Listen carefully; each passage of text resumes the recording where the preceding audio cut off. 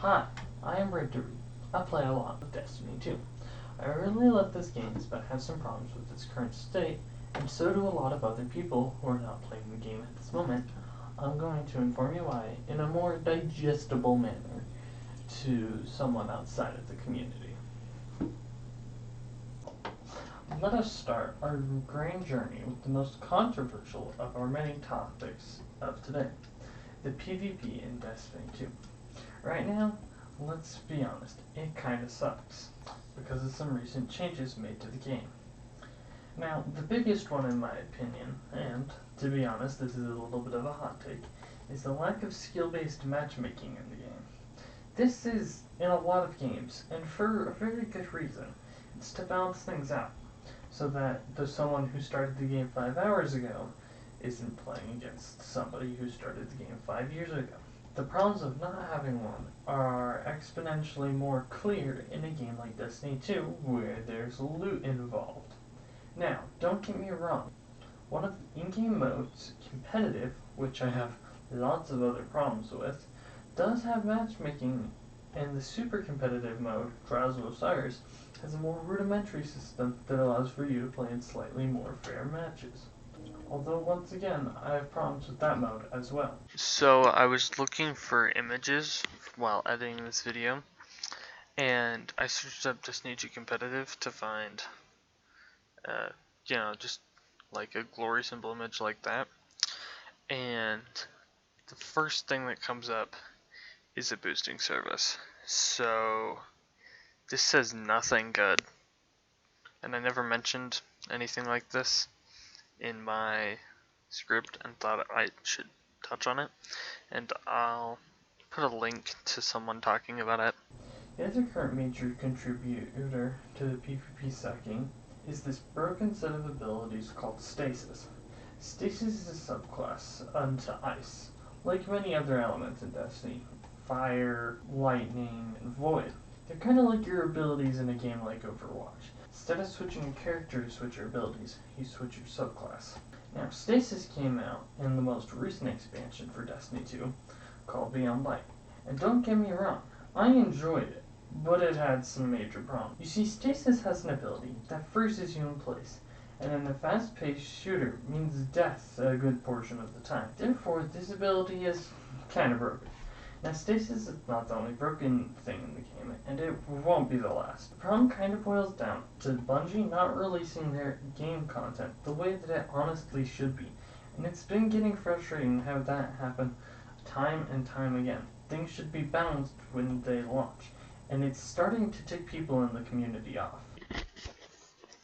Now for our second beautiful topic of today, we can talk about the repetitive gameplay. Now, keep in mind for this section, I know nothing about Halo, and I'm about to blabber on for about 2 minutes about its history. So, take it with a grain of salt. Back in whenever, Halo for the original Xbox comes out, and it's great. It's got lots of shooter mechanics, and it feels good. And they go on, they make more Halo games with great shooting. And then they borrow Activision's credit card, and they make Destiny. Now, Destiny has some of the best shooting from Bungie. And it didn't do as well as it could, but it found a nice hardcore audience. Then after fixing Destiny, they released Destiny 2. And the shooting has never felt better in a Bungie game. But there's nothing really going on. There's no substance to it. Now things are getting better. Warmind cells and Charged with Light are a testament to that. Another important topic with Destiny's current state is rehashing content. Now, the second game, Destiny 2, has been stealing weapons and maps from D1 since basically the beginning of the game, if not year 2.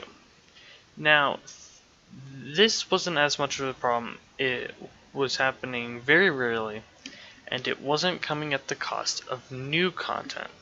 This is important. But now it's obviously just filling in gaps, and is happening way more than it should be. So for example, the Gnawing Hunger.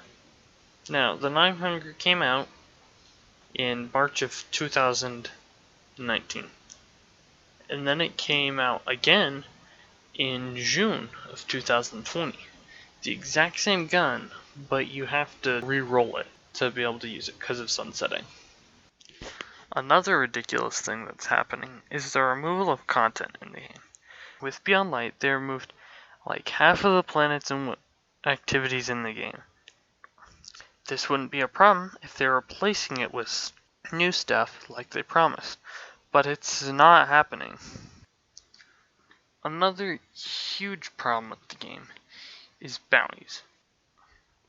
This heavily connects to the repetitive gameplay, and for the past year, the best way to earn Bright Dust and level up in the game was to do your weekly bounties.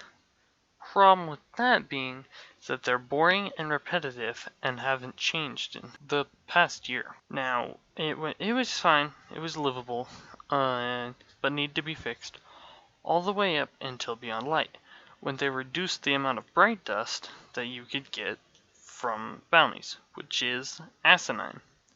This directly relates to the game's microtransactions, which there is way too many of, and they're way too expensive.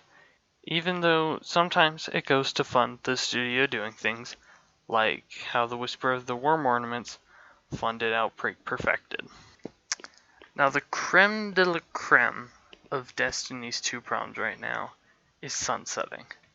And I'm not going to spend too much time on this, considering the fact that it can easily be provided by other people.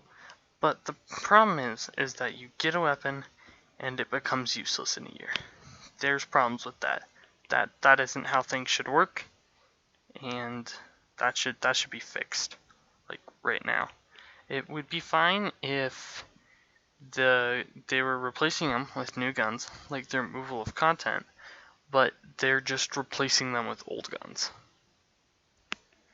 Thank you for watching my video. I'm here, unscripted, talking about a few of the things. Something I think that should mention is recently Hush stopped making Destiny 2 content, and I think that this is interesting, and this is important.